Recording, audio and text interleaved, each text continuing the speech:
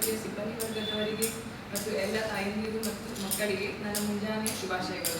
ಇಷ್ಟು ಹೇಳುತ್ತಾ ಇವತ್ತಿನ ಫಂಕ್ಷನ್ ಬಗ್ಗೆ ಏನಂತ ತಿಳ್ಕೊಳ್ಳೋಣ. ವಿಶ್ವ ಸ್ತನ್ಯಪಾನ ಸಪ್ತಾಹ ಅಂದರೆ August 1 ರಿಂದ August 7 ತನಕ ಸೆಲೆಬ್ರೇಟ್ ಮಾಡೋದು. ಇಡೀ ವಿಶ್ವ ಒಳಗೆ ಸ್ತನ್ಯಪಾನಕ್ಕೆ ಮಹತ್ವ ತಿಳಿಸ್ಕೊಡಕ್ಕೆ ಇವತ್ತು ಸಪ್ತಾಹ ಆಚರಿಸ್ಕೊಡ್ತೀವಿ. ಈ ಥರ ಎಲ್ಲ ಫಂಕ್ಷನ್ ಅರೇಂಜ್ ಮಾಡ್ತೀವಿ.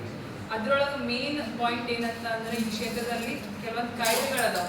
ಒಂದು IMS ಆ್ಯಕ್ಟ್ ಮತ್ತು ಇನ್ನೊಂದು IYCS ಗೈಡ್ಲೈನ್ಸ್ ಅಂತ.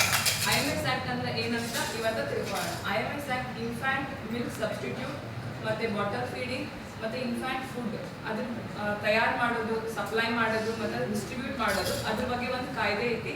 ಬಂದಿದ್ದು 1992ರಾಗ ಮತ್ತು ಇನ್ನೊಂದ್ಸಲ ಅಪ್ಡೇಟ್ ಮಾಡಿದ್ದು 2003ರಾಗ.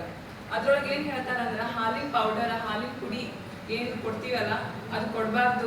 ಮಗುವಿಗೆ ನೀವು ಕೇಳ್ತಿರಲಿಲ್ಲ ಹಾಲು ಬರತ್ತಿಲ್ಲ, ಹಾಲಿನ ಪೌಡರ್ ಬರ್ಕೊಡ್ರಿ, ಹಾಲು ಬರತ್ತಿಲ್ಲ, ಹಾಲು ಪೌಡರ್ ಬರ್ಕೊಡ್ರಿ ಅಂತ. ಅದು ಏನಂತಂದ್ರೆ ಆ ಪೌಡ್ರಿಂದ ಏನಾಗುತ್ತೆ, ಈಗ ಆಲ್ರೆಡಿ ಹೇಳಿದ್ರು ಡಾಕ್ಟರ್ ಪ್ರವೀಣ್ ಅವರು ಏನಂತ ಅದ್ರಿಂದ ಏನೇನು ಹಾನಿಕಾರ ಅದಾವ, ತಾಯಿ ಹಾಲು ಮಹತ್ವ ಏನಂತ ತಿಳ್ಕೊಂಡ್ವಿ ನಾವೆಲ್ಲ. ಅದ್ರ ಸಂಬಂಧ ಏನು ಹೇಳೋದು, ಹಾಲಿನ ಪೌಡರ್ ತಯಾರು ಮಾಡೋದನ್ನ ಮಾಡ್ಬೋದು, ಬಟ್ ಅದನ್ನ ಡಿಸ್ಟ್ರಿಬ್ಯೂಟ್ ಮಾಡೋದು ಮತ್ತು ಅದನ್ನ ಸಪ್ಲೈ ಮಾಡೋದಕ್ಕೆ ಕೆಲವೊಂದು ರೂಲ್ಸ್ ಇದಾವೆ. ಅದನ್ನೆಲ್ಲ ನಾವು ಫಾಲೋ ಮಾಡಬೇಕು. ಎರಡನೇದು ಏನಂತಂದ್ರೆ ಈಗ ದೊಡ್ಡ ದೊಡ್ಡ ಫಾರ್ಮಾ ಕಂಪನಿಗಳು, ದೊಡ್ಡ ದೊಡ್ಡ ಔಷಧ ಕಂಪನಿಗಳು ಇರ್ತಾವ, ಅವರಿಂದ ಜನ ಬರ್ತಾರೆ, ಮೆಡಿಕಲ್ ರೆಪ್ರೆಸೆಂಟೇಟಿವ್ ಬರ್ತಾರೆ ನಮ್ಮ ಹತ್ರ. ಬಂದು ಇದು ಪೌಡರ್, ಹಾಲಿನ ಪೌಡರ್ ನನ್ನ ಕಂಪ್ನಿದು, ಇದು ನೀವು ಬರೆದು ಕೊಡ್ರಿ ತಾಯಂದಿರಿಗೆ ಅಥವಾ ಮಕ್ಕಳಿಗೆ ಅಂತ ಹೇಳ್ತಾರೆ. ಅದು ಗಿಫ್ಟ್ಸ್ ಕೊಡ್ತಾರೆ ಅದ್ರ ಬದಲಿ, ಅಥವಾ ಏನಾದರೂ CME ಕಂಡಕ್ಟ್ ಮಾಡ್ತೀವಿ ಅಂತ ಹೇಳ್ತಾರೆ. ಬಟ್ ಅದೆಲ್ಲ ಬ್ಯಾನ್, ಅದೆಲ್ಲ ಮಾಡೋಂಗಿಲ್ಲ. ಹಾಸ್ಪಿಟ್ಲಲ್ಲಿ ಅದನ್ನ ನಾವು ಏನು ಅಡ್ವರ್ಟೈಸ್ ಮಾಡೋಂಗಿಲ್ಲ. ಪಬ್ಲಿಕಲ್ಲಿ TV ಆಗಲಿ, ಫೋನ್ ಅಥವಾ ರೇಡಿಯೋ ಆಗಲಿ, ಸೋಷಿಯಲ್ ಮೀಡಿಯಾ, ಇನ್ಸ್ಟಾಗ್ರಾಮ್, ಫೇಸ್ಬುಕ್ ಅಲ್ಲೆಲ್ಲೂ ನಾವು ಅಡ್ವರ್ಟೈಸ್ ಮಾಡೋಂಗಿಲ್ಲ ಪಬ್ಲಿಕ್ ಆಗಿ. ಇದು IMS ಆ್ಯಕ್ಟ್ ಬಗ್ಗೆ ಆಯ್ತು. ಈಗ ನೆಕ್ಸ್ಟ್ ತಿಳ್ಕೊಳ್ಳೋಣ IYCS ಗೈಡ್ಲೈನ್ಸ್. ಅಂದರೆ 1 ವರ್ಷದ ಒಳಗಿನ ಮಕ್ಕಳು ಮತ್ತು ಅದ್ರ ನಂತರದ ಸಣ್ಣ ಮಕ್ಕಳು, ಸ್ಕೂಲಿಗಿಂತ ಹೋಗಿಂತ ಮಕ್ಕಳು ಏನಿರ್ತಾರಲ್ಲ ಸಣ್ಣ ಮಕ್ಕಳು, ಅವ್ರಿಗೆ ಊಟ ಏನೇನು ಕೊಡ್ಬೇಕಂತ ನಾವೀಗ ತಿಳ್ಕೊಳ್ಳೋಣ. ಅದ್ರೊಳಗೆ ಏನಂದ್ರೆ 3 ಪಾರ್ಟ್ ಮೇನ್ಲಿ. 6 ತಿಂಗಳ ಒಳಗಿನ ಮಕ್ಕಳು ಅಂದರೆ ಹುಟ್ಟಿದ ನಂತರ 6 ತಿಂಗಳ ತನಕ ಬರೀ ತಾಯಿ ಹಾಲು ಅಷ್ಟೇ ಕೊಡ್ಬೇಕು. ಹುಟ್ಟಿದ 1 ತಾಸಿಗೆ ತಾಯಿ ಹಾಲು ಸ್ಟಾರ್ಟ್ ಮಾಡ್ಬೇಕು. ಇಲ್ಲೇನು ಮಾಡ್ತೀರಿ, ನಾರ್ಮಲ್ ಡೆಲಿವರಿ ಆದ ಕೂಡಲೇ ಮಗುನ ಚಂದಂಗ ಸುತ್ತಿ ಬಾಜುಗೆ ಇಟ್ಕೊಂಡು ಮಲ್ಕೊಂಡ್ಬಿಡೋದು. ಹಂಗೆ ಮಾಡ್ಬಾರ್ದು. ಕೂಡಲೇ ನಾರ್ಮಲ್ ಡೆಲಿವರಿ ಆಗಿರ್ತದೆ ಸ್ಟಾರ್ಟ್ ಮಾಡ್ಬೋದು. OT ಒಳಗಿದ್ರೆ ಓಕೆ, ಒಂದು 4 ತಾಸು ಬರಕ್ಕೆ ಟೈಮ್ ಹಿಡಿತೈತಿ, ಆಮೇಲೆ ಹಾಲು ಕುಡಿಯೋಕೆ ಸ್ಟಾರ್ಟ್ ಮಾಡ್ಬೋದು. ಆದರೆ ನಾರ್ಮಲ್ ಡೆಲಿವರಿ ಆಗಿತ್ತು ಏನಂದ್ರೆ 1 ತಾಸೊಳಗೆ ನೀವು ಕುಡಿಸ್ತಾಕ ಸ್ಟಾರ್ಟ್ ಮಾಡಬೇಕು. ಇದು 1ನೇ ಪಾಯಿಂಟ್. ಆಮೇಲೆ ತಾಯಿಗೆ ಹಾಲು ಬರತ್ತಿಲ್ಲ ಅಂತ ಹೊಳೆ ಹೇಳ್ಬೇಡ್ರಿ. ಊಟ ಮಾಡಿದ್ರನ್ನ ಹಾಲು ಬರ್ತಾವ ಅಂತಿಲ್ಲ. IV ಡ್ರಿಪ್ ಸಲೈನ್ ಹೋದ್ರೂ ಬರ್ತೈತಿ, ಹಾಲು ಬರ್ತೈತಿ. ನೀವು ತಲೆಗೆ ತೆಗಿಬೇಕು. ಮೇನ್ಲಿ ತಾಯಿ ಅಂದ್ರೆ ಅಜ್ಜಿ ಅತ್ತಿ ಏನಿರ್ತಾರಲ್ಲ ಅವರೇ ತಲೆಗೆ ತುಂಬೋದು. ಹಾಲು ಬರತ್ ನೋಡ್ರಿ, ಈಗ ಊಟ ಮಾಡತ್ತಿಲ್ಲ ಹಾಲು ಬರತ್ತಿಲ್ಲ ನೋಡ್ರಿ, ಅದನ್ನ ತಲೆಗೆ ತುಂಬಾಕ್ ಹೋಗ್ಬೇಡ್ರಿ. ಅವ್ರಿಗೆ ನೀವು ಎನ್ಕರೇಜ್ ಮಾಡ್ಬೇಕು. ಇವತ್ತಿನ ಮೇನ್ ಮೊಟ್ಟನೇ ಅದೇ, ಸಪೋರ್ಟ್ ಗ್ರೂಪ್ಸ್ ಕ್ರಿಯೇಟ್ ಮಾಡ್ಬೇಕು. ನಾವು ತಾಯಿಗೆ ಇನ್ನ ಎನ್ಕರೇಜ್ ಮಾಡ್ಬೇಕು, ಹಾಲು ಕುಡಿಸಮ್ಮ ಅಂತ. ಆಕೆ 2 ತಾಸಿಗೆ ಒಂದ್ಸಲ 3 ತಾಸಿಗೆ ಒಂದ್ಸಲ ನೀವು ಹೆಲ್ಪ್ ಮಾಡ್ಬೇಕು ಹೆಂಗೆ ಹಾಲು ಕುಡಿಸ್ಬೇಕು ಅನ್ನೋದಂತ. ಆಮೇಲೆ ತಾಯಿಗೆ ಏನೇನು ಊಟ ಕೊಡ್ಬೇಕು ಅನ್ನೋದು ನಿಮ್ಮ ತಾಯಿ ಡಾಕ್ಟ್ರು ಹೇಳ್ತಾರೆ. ಅದನ್ನ ತಿಳ್ಕೊಂಡು ಅದನ್ನ ನೀವು ಮನೆಗೆ ಹೋಗಿ ಫಾಲೋ ಮಾಡ್ಬೇಕು. ಇದು ಊಟ ತಿಂದ್ರೆ ಕಾವಾಗುತ್ತೆ, ಇದು ಊಟ ತಿಂದ್ರೆ ತಂಪಾಗುತ್ತೆ ಹಾಗೆಲ್ಲ ಮಾಡಿ ಭೇದ ಭಾವ ಮಾಡೋಂಗಿಲ್ಲ. ಊಟದೊಳಗೆ ಎಲ್ಲ ಊಟ ಮಾಡಬೇಕು, ಎಲ್ಲ ಹಣ್ಣು ತಿನ್ಬೇಕು, ಎಲ್ಲ ತರಕಾರಿ ತಿನ್ಬೇಕು, ಅವಾಗನ ಹಾಲು ಚೆನ್ನಾಗಿ ಬರೋದು. ಅದಾಯ್ತಾ. ಆಮೇಲೆ HIV ಇರೋವಂಥ ತಾಯಿಯಂದ್ರಿಗೂ ಸಹ ನಾವೊಂದು ಆಪ್ಷನ್ ಕೊಡ್ತೀವಿ. ಹಾಲು ಕುಡಿಸ್ಬೋದು ಅಂತ ಕುಡಿಸ್ಬಾರ್ದು, ಅವ್ರಿಗೆ ಆಪ್ಷನ್ ಕೊಡ್ತೀವಿ.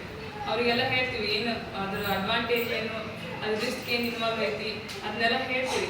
HIV ಇರೋರಿಗೆ ಹಾಲು ಕುಡ್ಸಕತ್ತ, ನೀವು ಒಂದು ಸಣ್ಣ ನೆಗಡಿ ಬಂದ್ರೆ ಹಾಲು ಕುಡ್ಸೋದು ಬಂದ್ ಮಾಡ್ಬಿಡ್ತೀವಿ. ಸ್ವಲ್ಪ ಜ್ವರವಂತ ಹಾಲು ಕುಡ್ಸೋದು ಬಂದು ಹಾಗೆಲ್ಲ ಮಾಡೋಂಗಿಲ್ಲ. ಹಾಲು ಕುಡ್ಸೋದು ಕಂಟಿನ್ಯೂ ಇರಬೇಕು. ಆಕಿ ತಾಯಿ ಅದು ತಿಂದು ಅದಕ್ಕೆ ನೆಗಡಿ ಬಂತು, ಅದಕ್ಕೆ ನಾವು ಹಾಲು ಕುಡ್ಸೋದು ಬಂದ್ ಮಾಡಿಸಿದ್ವಿ. ಆಕಿನ ನೆಗಡಿ ಅಕ್ಕಿಗೆ ಬರುತ್ತೆ, ನನ್ನ ಮಗು ಬರುತ್ತಂತ ಹಂಗೆಲ್ಲ ಮಾಡೋಂಗಿಲ್ಲ. ಹಾಲು ಕುಡ್ಸೋದು ಕಂಟಿನ್ಯೂ ಇರಬೇಕು. ನೆಗಡಿ ಅನ್ನೋದು ಏನಿರ್ತೈತಿ 1 ವಾರ ಇರುತ್ತೆ, ಬಂದು ಹೋಗುತ್ತೆ. ಹಾಲು ಕುಡ್ಸೋದು ಯಾವಾಗಲೂ ಬಂದ್ ಮಾಡೋಂಗಿಲ್ಲ.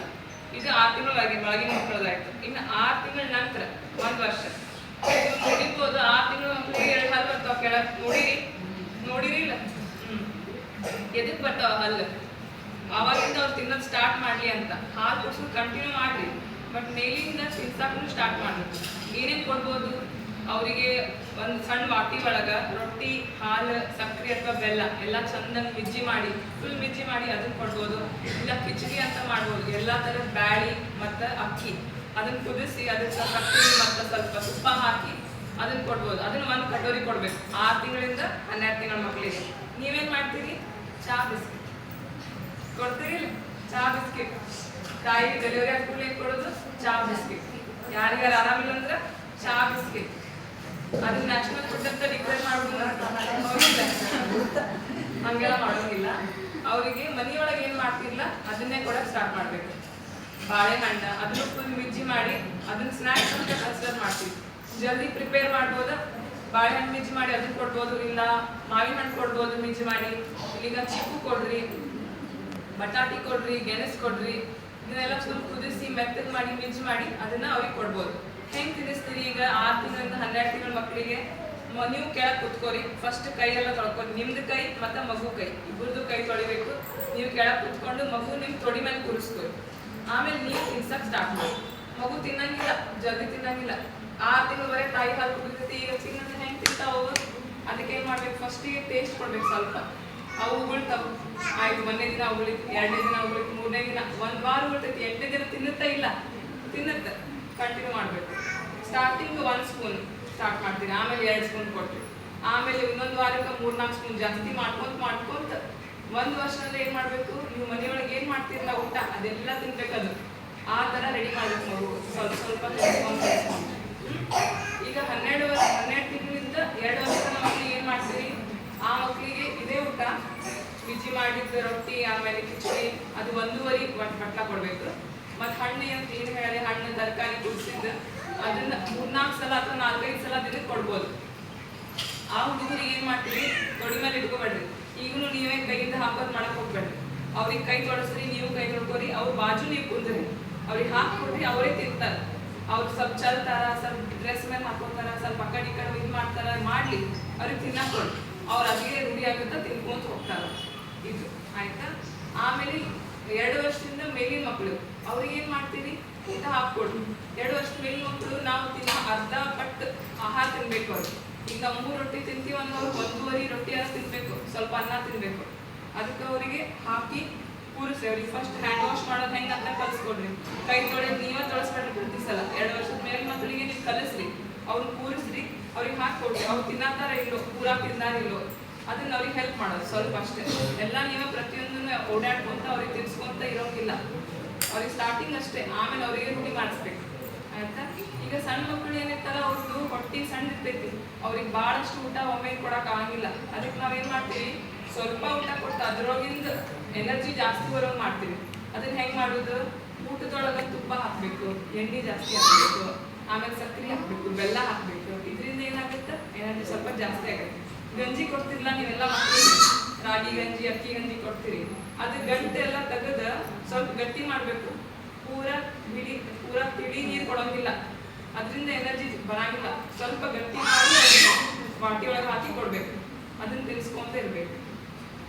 ಇನ್ನೊಂದು ಏನಂತಂದ್ರೆ ಮಗುಗ ಮಾಲ್ಟಿಂಗ್ ಅಂತ ಕರಿತೀವಿ. ಈಗ ನಿಮ್ಮ ಮನೆಯೊಳಗ ಏನೇನ್ ಕಾಳು ಇರ್ತಾವಲ್ಲ, ಕಾಳನ್ನ ಫಸ್ಟ್ ತೊಳ್ಕೊರಿ. ತೊಳೆದು ಅದಕ್ಕೆ ಮೊಳಕೆ ಬರ್ಸ್ಬೇಕು. ತೊಳೆದು ನೆನೆ ಇಡ್ತೀರಿ, ನೆನೆ ಇಟ್ಟು ಆಮೇಲೆ ತೆಗಿತೀರಿ. ಹಸಿ ಬಟ್ಟೆ ಒಳಗ ರಾತ್ರಿ ನೆನೆ ಇಟ್ಟು ಬೆಳಗ್ಗೆ ತೊಳೆದು ಮತ್ತೊಂದು ಹಸಿ ಬಟ್ಟೆ ಒಳಗೆ ಹಾಕ್ತೀರಿ. ಮ್ಯಾಲೆ ಹಸಿ ಬಟ್ಟೆ ಹಾಕಿ 2 ದಿನ 1 ದಿನ ಬಿಡ್ತೀರಿ. ಮೊಳಕೆ ಬರ್ತಾವಲ್ಲ, ಆಮೇಲೆ ಒಂದು ಸ್ವಲ್ಪ ತೊಳ್ಕೊಂಡು ಫ್ಯಾನ್ ಕೆಳಗೆ ಹಾರಿಸ್ಬೇಕು ಫಸ್ಟ್. ಆಮೇಲೆ ಮೇಲೆ ಟೆರೆಸ್ ಮೇಲೆ ನಿಮ್ದು ಅಲ್ಲೇ